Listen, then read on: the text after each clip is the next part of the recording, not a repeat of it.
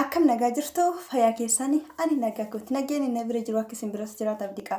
Ishi asmaanota chaanaalii kooti faadatatan subscribe share like gochuun dagatina sanan jecha arramoota yoon tajjiin ilaalfisa amaloota dhiiraa kan shamarran irraa jibban. Inni tokko faane qulqullina qaama isaa eeggachuu dhabu baay'ee tokko jabbiti. Kanaaf isin jedheetiin jedhu ati gabaree yookaan immoo dafqaan bulaa tokko haa jennu. Dhiirummaan kan koo qofti nagaa hajjattee dhiira ta'uun kan koo qofti nagaa hajjattee ati yeroo kan ilkaan kan kee hin riganne fakkeenyaaf dabbasaa kan kee yookaan immoo mataa kan kee guddisi garuu yoo qulqullina isaa eeguu hin dandeenye yoo haala isaa akka itti eeguu hin beekne gonkumaa guddisuu sirra hin jiraatu jechuudha. Nizraan inumayyuu filanii osoo filanii teessisuu yookaan akkuma beeziliin mi'aamatti dibaniitiin jedhan akkasumatti dhiisuu jechuudha.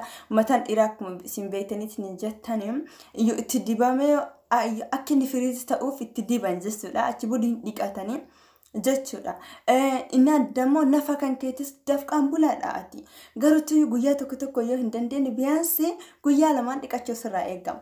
Inni addamoo osoo isii hojiin jirtu yookaan himooti bakki mafeetee yoo jiraateetiin jette jechuudha. Wanti adda ofii yoo raawwatan nama barateetiin jedhe nama birattis nama barataa waan ta'eetiin jedhe jechuudha.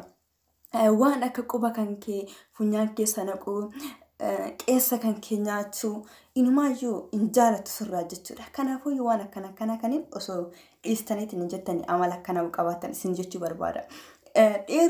Dhiirummaan kan koo qofti nagaa jettee asaaf dhuguun kumatti asaasoftee jirta. Akkuma ati qulqullina barbaadu san isinis qulqullina barbaadu baay'ee jechuudha. Kanaafuu qulqullina keessan eeggadha. Inni lamaffaan kan qaamni isaa baay'ee dabbasaa yookaan sijjaa qabu. Kanaaf isin jedhu shamarran baay'een akka himamutti dhiira dabbasaa laphee isaatirraa qabu ni jaalatti jedhama jechuudha. No, ani minaalbaata ishi asirra haa jaalattu baay'isteetiin akka beekun baay'ateetiin kan argamu san eenyummaan ni jaalati jedheen asaabu. Inni adammoo dudda isaatirra faata'uu danda'a. Fakkeenyaaf sijaa yookaan dabbasaa dudda irratti baay'ateetiin argamu ni jaalatta hin jaalattu jechuudha. Dhiira akkasii inumaayyuu hin jaalatan. Kanaafuu amma yeroo ammaa kana dabbasaa asirratti haa biqiluufiif jecha dhiirri wanta tokko bitii asirratti godhachuu wanta areeda guddisuu ni jira. Areeda guddisuuf jechuudha.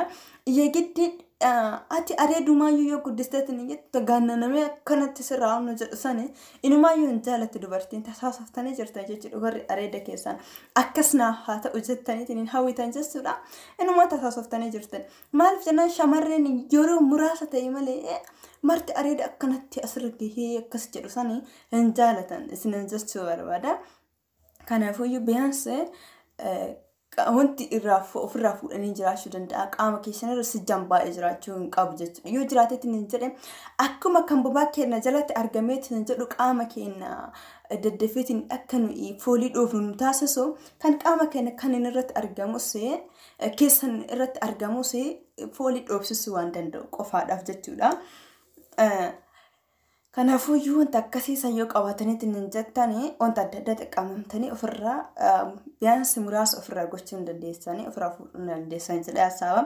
Inni sadaffaan himootu kan ofii isaatirraa jaalalli qabeetiin hin jedhe kan ofii isaatirraa jaalalli qabeetiin hin jedhe yoo hin jedhetiin hin jedhu kan amma fakkeenyaaf dhiirri tokko gadi bayoo hedda haa jennu ol deddeebi'ee yeroo 10 mastaawotii of laala yoo ta'eetiin hin jedhe. Nyaara isaas takaakkalataa kudhanuma areeda isaa kan akkana godha yoo ta'eetiin jedha hin danda'amu inumaayyuu bakka qaama isaa of adannaqa kana jajjachaa kan oolu yoo ta'eetiin hin jedhe dhiira akka dubartii jedhama. Dhiirri akkasii dhiira akka dubartii gadi bahuudhaaf dhiira sa'aatiitti fudhateetiin hin jedhu jechuudha. Wantuma tokkoof gadi bahuu asaabeetiin hin jedhu kan mastaawot marra deemuun qarame areenni kiyya akkam ta'e bakka akkas ta'eetiin hin jedhu inumaayyuu hin jaalatan shamarran jechuudha. Dhiira akka dubartiiti jedhan seetaa seetii jedhama jechuudha. Kanaafuu amala akkasii qabataniitiin hin jettan hir'isuun barbaachisaadha. Kan cinaa deemu kan qaama isaatiin dubbatu yeroo tokko aareetiin hin faa jechuudha. Aariisan isiin hubachuu fi hin dandeessu jechuudha. Osoo dubbachuu fedhu kan hin dubbanne jechuudha. Dhiirri yeroo dubbateetiin hin baafate wayyaaf jechuudha. mal radubat mal rahubat mina makana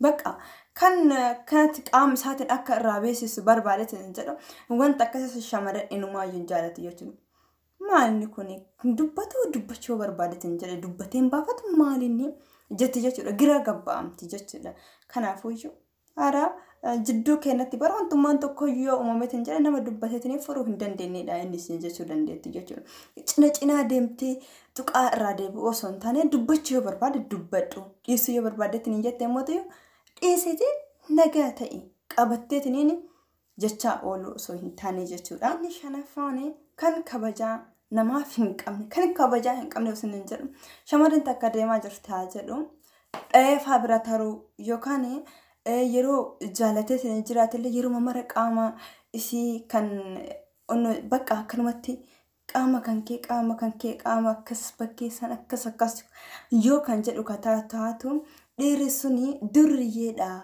جتيسي أصحاب دجاجو أتوتا وباتوسي مالين إني خبجانا ما في قب فإنا ما نمرين هو بتويس نجتشو دنديتي جتشو خنافو جو يروما هندا قام إشي أيا فابراترو جالل ليو تأتي نزل أكهار أما ناكن كيدي أكبا هنگس مرهونو سر هنجت جتشورا هذا أما ناكن كفيتي وكان يقتشو دنديسا جتشو غارو جالل لي هذا أما ناتي فبان تأي أبا مناهن تأيو تأتي نزل ما نكون ككبجانا ما في كم يروما مرايو قامنا ما تقول جالتا سنجت جتشورا كنافو جو أكا درية تاتي ويسي أصابدت نيني جالل كيسا ساني أكا قلمهن جين دوبات سر ديبو دنديتي كنافو يو تتوقع قام إسي ترى جالل تاتني سنجتن أسو رافوك ستاني سنجتن جتشورا سلكيني اللي وتأيتي نجت قام إسي سورة كنانا أرجي كان جتين يوج كان جت في تاتو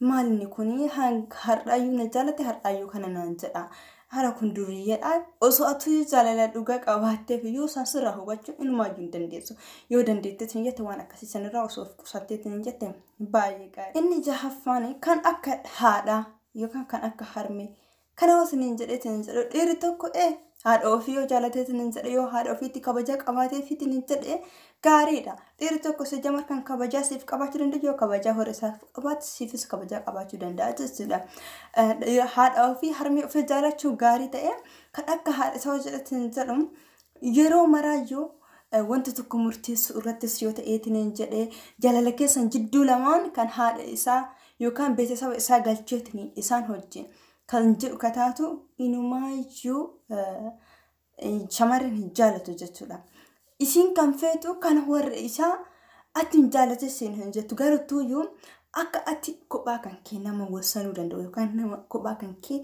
وانتو كمرتيستي وانتو كدلقي تنين جتو دندو تيوك أبات جتي وان أصاب دو فيشولا كنافو يجو أتي يرو مرا يو أنتو كراوچو برباد هرمي كان كيسرا مرتيو بربادتني كان جيتو كتاوتاتو أتي أبا مناتي أتي جاللتي غارو مرتي يجو مرتي يرو مرا يو إسانتو ناخ مرتيسا كان جيتو تأتين جد أتي أكو هذا فبان كثيرة هركتو ساني إنما براتي ترتس هركتشو وان دندتو فركتو ما وان قبروف قفو جيتو غارو تويو مرتينا ما بربادوني بايتكو إنما يبندن أو جاتو كان أقول يهان قدان ديتون مرتينا ما أصو هنتاني كان كيتين مرتيستيتنين هذا منا هنكي جراجي سوندن دي ساجتو مرتي هارمي هنكيتي يرومارا بربادي مرتي أبا هنكيتي يرومارا بربادي برسانا كان هنقول يعني هو ما جتشو أصو هنتاني وفي هنكيتي مرتيسي إني تربا فاني كان حالة هنك أمني يوسي ننجل ننجلون فكنا في نياتي تنجلون من الباتا كافي ويكيساتي تودن دا نما أرجيسان يوكان همو أستناجاجا تكيس جرساني نفكان كواجا هنكمني بقى وانت أدا يرو إجان كان جدو كتاوتاتو يو نادمو أسما وجدي ما جرسانو في جافا بك ما أدا هتجاجو أكما أرجي أك إجولي تايو جاجو يا إيراكا سيغون كما يو فعن جاجو يو نياتوس جاجو أكنما بقى أكاديسا إيجاتي توك أكنما كواجا توكو تجاجو أكنما كواجا ما توكو إسم باري yeroo baay'ee shamarran irraa eegamuun akkana jetta malee shamarranis ni barbaadde akkasiin akkana taataniif jechuudha. Kanaafuu iyyuu haala kan kee qabaadhu nyaata irratti keessattuu kaaffii adda addaa keessatti ta'uu danda'a jechuudha. Ati keessatti maaraga qabaachuu qabata jechuudha. Inni adammoo kaaffee keessatti maaraga qabaachuudhaaf yookaan haala qabaachuudhaaf ati tokkoffaa mana keessatti maaraga qabaachuu danda'u jechuudha. Waan manatti qaban alaan gadi bayan malee waan manaa hin qabne eessatti illee fiduu waan hin dandeenyeef jechuudha. Kanaafuu iyyuu waan akkasii amala akkasiisanii haala qabaachuu dhabuu nyaata keessan irratti akka sirreessitanii inni 8ffaan dhiira rakkasa isiniin jedheetiin jedhu fakkeenyaaf kaaffee keessa teettanii jirtanii jaalalleedha isinii bakka kuma ta'e kamittuu jechuudha. Qarshiidhaan jechuudha. Amma fakkeenyaaf kaaffee keessa osoo jiruyyuu qarshii osoo hangi kennamu jiruyyuu kan dabarsee faa kennuu barbaadu jechuudha. Kan qarshii qabu mara kiisii isaatti ol yaaseetiin wanta akka teessurra kaayeetiin jechuu danda'a jechuudha. Osoo beekuuyyuu jechuudha. Kana jechuun immoo akka waan qarshiin isii bituu barbaadu ho'i kan fakkeessudha jechuudha. Kanaafuu inumaa dhimmitii hin taane kennitiifiyyuu jechuudha. Bakka akka ani qarshii qabanaaf beeki jechuu isaa waan ta'eef hin jedheefi dhimmitii addaa kennitiifi kanaafuu dhiira rakkasa jechuudha. Dhiirri akkasii dhiira rakkasa. Kan shamarreen tokko jechuudha. Minaalbata kan mallaqas feetu ni jirti jechuudha. Kan mallaqaa feetu taasisan jette akka takkas gootu inumaa iyyuu hin barbaadu jechuudha. Maaliif jennaan akkati mallaqa qabdu si beektee waasee dhufte fi giddate sitti agarsiisuu sirraa hin qabaatu jechuudha. Shamarreen muraasni garuttuu iyyuu mallaqa kan kee osoo hin taane kabajaati qabduuf yookaan haala kan kee jaalattee dhufuufaa dandeetti. Garuu yeroo sanitti ati waan kennamu qabu tokko mallaqa waan qabdu qofaaf dabarsitee faa kennu yookaan immoo iyyuu yeroo tokko baastee faa wanta akka mallaqa isitti argisiisu ani bara akkanaa jechuu wanta akkasii sanii yoo ta'e isin jedhe wuy maalinni kun mallaqa moo qubna garii godha isin jechuu dandeetti jechuudha. Bakka isii biratti mallaqni onnoo jechuu dhabuu waaga qabaachuu dhabuu danda'a jechuudha. Kanaafuu waan akkasii sanirraa rakkasummaa sanirraa of qusadhaa isin jechuu barbaada. Inni 9ffaan kan soosii ispoortii qabu yoo isin jedheetiin jiru. Kana jechuun himootu iyyuu fakkeenyaaf qaama isaa hohoxaree akkanatti onnoo jedhee jechuudha. Ani bakka jabaan haadhaan jedhaniifi yeroo mara ispoortii hojjechuu qabaadha kan jedhu jechuudha. Bakka bahus galus ispoortii kan jedhu. Kana jechuun immoo qaama kan koo hohoxaradhee namni ni bareeda. Namni qaama akkasii qabda. Naan haa jedhu bakka jecha nama qofa waan ati barbaadduuf jecha nama sanii waan of dadhabsiisaa akkasii jirtu waan isin argituuf hin jaalattu jechuudha. Kanaafuu ati namatti argisiifatuu feeta kan waan ta'e isin jedhee. Kanaafuu wanta akkasii sanarra osoo of qusattanii gaariidha. Inni 9ffaan kan xuuxu kan dhugu yoo jedhu kun isii bichaaf osoo hin taane iyyuu amiroo keessa yookaan immoo fayyaa mataa keessaniif iyyuu faayidaa isiniif qaba jechuudha. Jireenya keessan keessatti yeroo baay'ee wal dhabdiin uumamuu hin danda'u. Waan akkasii saniif xuuxuu yookaan immoo suusii adda addaa qabaachuu dhabuun baay'ee tokko si fayyada waan ta'eef jechuudha. Yeroo baay'ee suusii akka muuditti namni itti fayyadamu ni jira. Dhiironni baay'een xuuxuu dhuguu akka muuditti akka faayidaa inni qabu yookaan immoo akka araadummaatti kan itti fayyadamanis ni jira jechuudha. Garuu tasaasoftanii jirtan. Kuni deemee miidhaa sanarra geessisuu waan danda'udha jechuudha. Inni 11ffaan kan horra isii hin kabajneef jechuudha. Kan horra isii hin kabajneef yoo isin jedhu kabajaan gara baay'een jiraachuu danda'a jechuudha. Yeroo ammaa kana keessatti warra walii kabajuun baay'ee tokko gadi bu'eetiin jira jechuudha. Kanaafuu iyyuu yigidi shamarree takkaaf yookaan himootu si bicha osoo hin taane isinis kabajuu qabaatte kana isin jedheetiin jedhu jechuudha. Kanaafuu iyyuu kabajaa warra isiitiif qabdu baay'ee tokko barbaachisaadha. Maaliif jennaan daran akka ati isii jaalattu daran akka ati isii barbaaddu waan beektuuf jechuudha. Maaliif jennaan isiin warri jiraannaan isiin dhufuu dandeette. Kana ati beekuun kan keemmoo isiif bootaa guddaa waan ta'uu danda'uuf jechuudha. Inni 12ffaan immoo kan yeroo dheeraadhaaf silkii irra turu inumaa yoo hin jaalatan jechuudha. Inumaa hin jaalatan. Maaliif yoo isin jedheetiin jedhama fakkeenyaaf ati geemii taphatuudhaan yeroo dheeraa guddaa ta'eetiin jedhu si jamar geemiin kan ijoolleeti jechuudha. Garuu yoo ati akka nama jabaa tokkotti naqaa jettee waan gaarii raawwachuu sun taane yeroo mara silkii irratti kan dabarsitu yeroo kan kee hirkattee kan fixu yoo kan ta'u taatu jechuun gonkumaa sirraa jaalachuu hin dandeettu jechuudha. Kanaafuu iyyuu silkii kan keessu yoo isii cinaa jirtu fa'aa keessatti osoo qusatte gaariidha jechuudha. Inni 13ffaan kan of jaalatu yoo isin jedhetin jedhu fedhii algaa irraa ta'uu danda'a jechuudha. Fedhii algaa irraa yoo isin jedhetin jedhu fedhii kan kibichaa guuttattee yookaan himootu kan isii osoo on homata kan sitti eegamee jechuudha. Ofii kan keetii qofa of jaalachuu. Kanaafuu yoon takkasiisunis baay'ee rakkisaadha. Kanaafuu iyyuu beekee fi of jaalachuu qofa osoo hin taane ofii kan keetiif bichaa osoo hin taane of jaalachuun bakkee baay'eetti jiraachuu danda'a jechuudha. Yaada irratti ta'uu danda'a. Namni tokko jechuudha badhettis yookaan akkanumatti illee yoo of jaalatee kan jedhu kataatu bakkee sanattis yookaan algaa irrattis of jaalachuu bichaa akka danda'u beekuudha qabaatu jechuudha. Kanaafuu iyyuu of hin jaalatinaa. Si jaalachuun dandeettu yoo of jaalatteetti ni jettu jechuudha. Isi yaadeef qabu. Inni 14ffaan kana waan isin dubartii taate qofaa fi isii nyaaqu yookaan isii tuffatudha. Kana isin hin jedhetin jedhu akka waan dubartii yookaan immoo isii waan dubartii taate qofaa fi kuma tokko raawwachuu hin dandeenye godhetin kan isii assaabuudha jechuudha. Kan isii tuffateetin jedhu kun kumaayyuu jaalachuu hin dandeessu jechuudha. Ni argina shamarreen baay'een barumsa isaaniitiin cimaa ta'anii gaafa heerumaniitiin jedhan garuutu carraan isaanii duubatti hafaa kan ta'eetiin jedhe. Ni argama jechuudha. Kana jechuun immoo yaada duubatti hafaa ta'e qabatanii waan deeman qofaadhaaf jechuudha. Akka isiin waan tokko raawwachuu hin dandeenye jechuudha. Kan ta'aniitiin argamanidha jechuudha. Keessattuu safara baadiyyaa keenya keessatti jechuudha. Kan argameetiin jedhu yeroo ammaa kana keessatti shamarreen takka barumsaa cimtuudha. Barumsaan cimtuudha garuutu gaafa isaan akka tasaa ta'ee gaa'ela keessa seenuu danda'an. Erga sanii booda barumsa isii addaan kutti wanti isii marti addumaan cita. Osoo isiin barbaadduyyuu hin danda'amu jedhaan jechuudha. Kana jechuun immoo achi booda jireenya hin taane keessatti gadi isii gateetiin jedha jechuudha. Kana inumaa raawwachuu hin qabaatan jaalattu jechuudha. Ati osooyyuu dirqama isa wajjin jiraachuu qabaatti jechuudha. Garuutuyyuu fedhii isii waan hin taaneefi fedhii kan koo malee bari akka dirqamaan waan akkanaa kana waa sodaadhu qofaaf isa hojii jiraataa jira jetti malee jaalala naaf qabaatee wanti akkanaa kun ni marte naaf guutamee jetteen assaabdu jechuudha. Kanaafuu iyyuu ati waan isin dubartii taate qofaaf tuffatu osoo hin taane hanga se'eetiin jedhe akka isii waan tokko hundaa dandeessu assaabuu qabaatu jechuudha. Isii tuffachuu osoo hin taane jechuudha.